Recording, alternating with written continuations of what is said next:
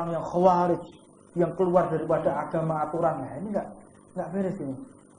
Ya makanya beberapa saat yang lalu juga tersulut lagi oleh seorang profesor yang mencaci maki para ulama, para habaib dari Timur Tengah. Ku cuman guru tidak iya aja kok. Ini apa ini orang-orang kayak begini? Ini menurut saya orang ini kualat ya. Orang ini kualat kalau menurut saya. Kita yaitu tidak melanggar daripada apa yang telah ditetapkan oleh Allah Subhanahu wa taala. Dan obat di dalam batin kita tentunya itu adalah obatnya hati. Maka di kesempatan yang mulia ini ingin disampaikan bahwa yang paling mengkhawatirkan di dalam kehidupan kita ini bukan kita menjadi sakitnya zahir, tetapi sakitnya batin. Sakit zahir belum tentu membuat kita mati dalam keadaan su'ul khatimah. Tapi kalau sudah sakit hati, hatinya berpenyakitan, maka mengkhawatirkan dirinya bisa mati dalam keadaan su'ul khatimah atau mati dalam keadaan kafir. Nauzubillah min dzalik. Wa min ta'atil qalbi, adapun seseorang yang dikatakan hatinya itu taat, hatinya itu benar, yaitu orang yang telah al-imanu billah, mereka yang beriman kepada Allah Subhanahu wa taala, wal yaqin, yakin dengan begitu percaya atas segala ketentuan Allah, baik itu larangan maupun perintahnya. Yakin kalau perintah Allah akan menjadi baik, yakin larangan Allah akan menjadi malapetaka. Termasuk daripada wal ikhlas, termasuk orang yang ikhlas hatinya.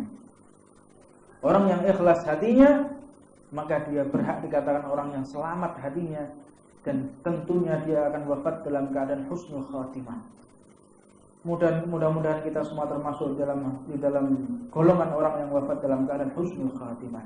Syaratnya harus ikhlas. Ikhlas atas semua pemberian Allah Subhanahu wa taala, baik itu yang kita senangi maupun yang tidak kita senangi. Wa tawadhu, dan juga merendahkan diri. Merendahkan diri di hadapan Allah dan merendahkan diri di hadapan semua makhluknya Allah Subhanahu wa taala. Rendah hati, rendah diri. Bukan berarti kita rendah diri, rendah hati itu akhirnya kita direndahkan oleh orang, itu rumusan yang salah itu. Jangan kita terpengaruh dengan orang mengatakan kita tidak boleh rendah diri, kita nggak boleh rendah hati. Jangan khawatir. Jika engkau merendahkan diri untuk Allah dan merendahkan diri kepada makhluknya Allah, maka seluruh alam semesta ini akan menjadi panutan kita, akan berpanut kepada kita. Jadi tatkala kita sudah merasa mulia di hadapan hambanya Allah, maka semua makhluk akan merendahkan kita. Fa'iyadzubillah min dzalik. Wan nasihatul lil muslimin, dan orang yang hatinya selamat, hatinya taat kepada Allah, itu yang senantiasa memberikan nasihat, tidak cuek. Itu bukan tetangga saya kok. Itu bukan saudara saya kok. Itu bukan daripada sahabat saya, bukan dari organisasi saya juga kok. Itu bukan teman-teman majelis taklim saya juga. Biarlah orang lain. Nah, ini orang yang tidak taat hatinya kepada Allah Subhanahu wa taala. Nasihat lil muslimin. Dan nasihat ini harus kita berikan kepada semua orang. Semua kita nasihati. Makanya termasuk orang yang cinta itu tatkala orang yang mau menasihati. Nah, di kesempatan yang mulia ini saya mencoba menasihati orang tua saya. Karena nasihat itu bukan berarti orang tua itu tidak boleh dinasihati, tidak. Tetapi apabila salah ya harus dinasihati. Apabila orang tua kita kafir ya harus kita tinggalkan.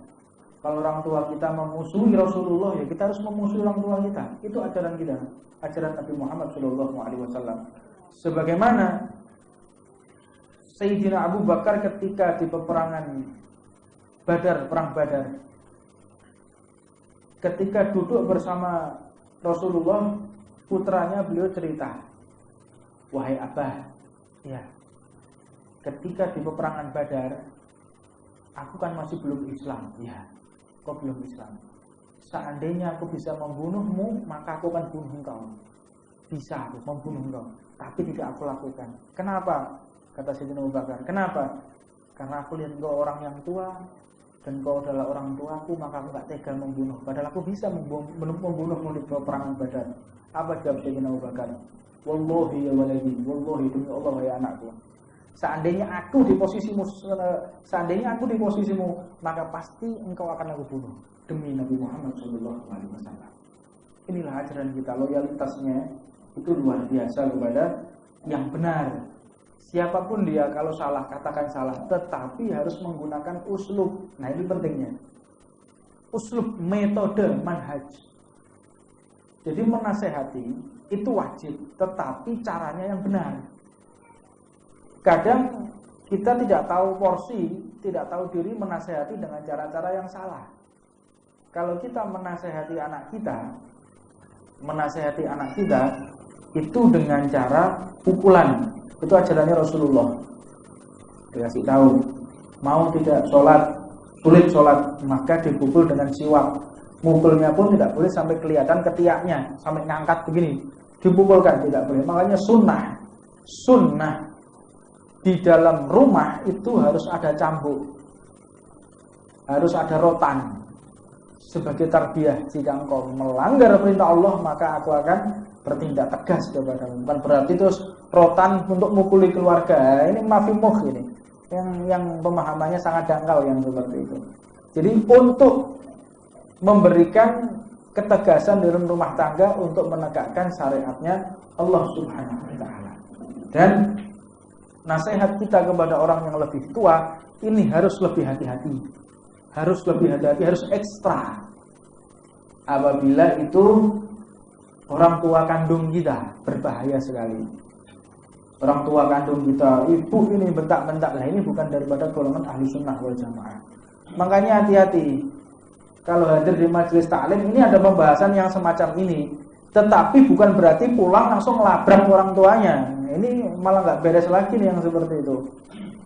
Orang tuanya melaksanakan tahlilan, orang tuanya melaksanakan ziarah kubur, sedangkan dia hadir di majelis taklim yang tidak boleh melaksanakan ziarah, tidak boleh melaksanakan tahlil, pulang dilabrak langsung orang tuanya. Bapak ibu ini syirik, bid'ah, ya ini salah tempat dia yang seperti itu.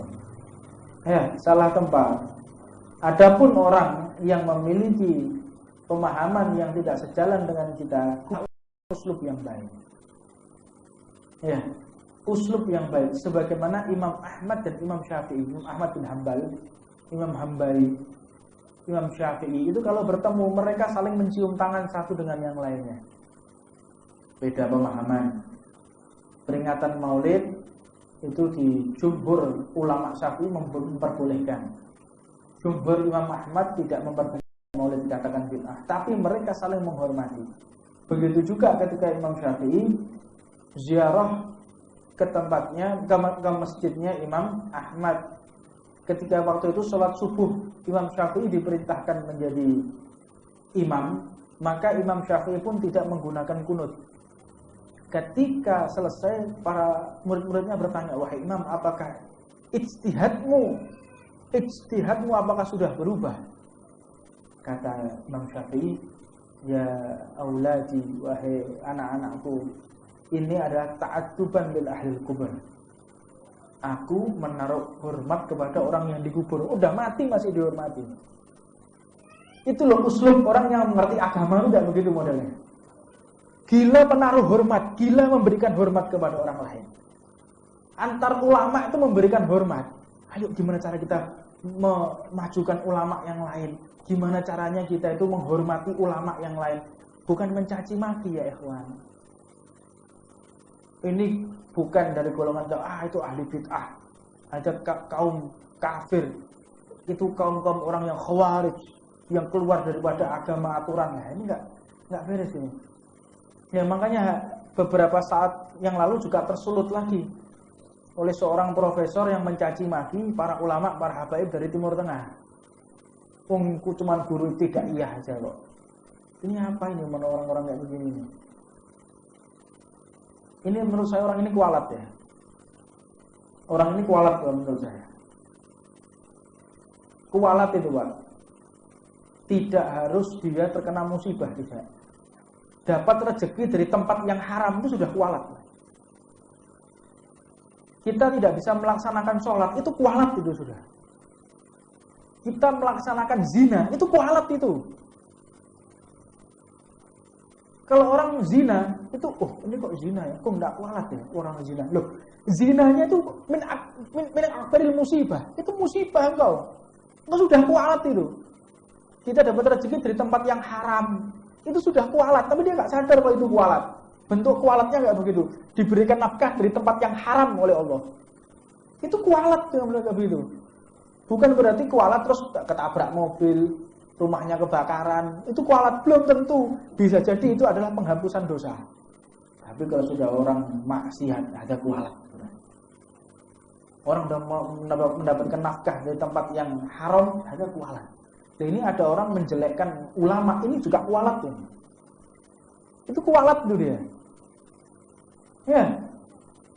Dibongkar oleh Allah melalui lisannya, mencaci maki daripada guru ngaji ibtidaiyah. Ya khair, katakanlah beliau dimaksud itu ibtidaiyah, padahal di atas profesor beliau itu. Yang dimaksud guru ibtidaiyah itu di atasnya profesor. Apa sebab? Beliau Al-Habib Abu Bakar Al-Adni, Habib Abu Bakar Al-Adni itu adalah, tolong dibereskan, dibawa pergi sih.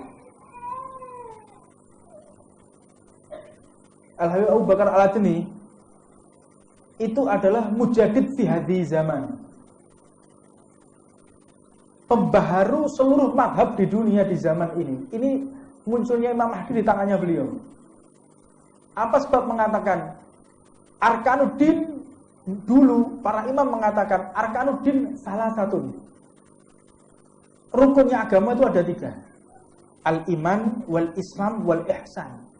Kata beliau harus ada satu lagi. Apa itu? Wa ilmu biqiyamis sa'ah. Pengetahuan kita, identifikasi kita tentang masalah hari kiamat. Ana mau katakan, kalau memang guru ibtidaiyah dicium tangannya, apa salahnya guru ibtidaiyah? Tahukah kita semua, Syekh Yasin Al-Fadani itu orang Indonesia yang tinggal di Saudi Arabia sebagai musnidul alam. Guru besarnya Habib Umar bin Hafid. Guru kita Habib Umar bin Hafid itu berguru kepada orang Indonesia. Termasuk gurunya Sayyid Muhammad bin Alwi Al-Maliki, Syekh Yasin Al-Fadani. Syekh Yasin Al-Fadani, bayangkan coba, dari Padang. Dan semua ulama di seluruh penjuru dunia berguru kepada ulama Indonesia ini. Subhanallah. Tapi setiap hari beliau tidak pernah meninggalkan mengajar huruf hijaiyah. Alif, ba, ta, ta. Itu antara maghrib sampai isya. Sehingga murid-muridnya mengatakan, wahai imam, wahai guru besar, ini para ulama seluruh penjuru dunia menanti dirimu. Tapi kenapa engkau tetap kok malah ngaji huruf hijaiyah? Alif, ba, ta, ta, ikra, ngajar ikra. Kenapa seperti itu? Apa dikatakan oleh Imam Yasin Al-Fadani?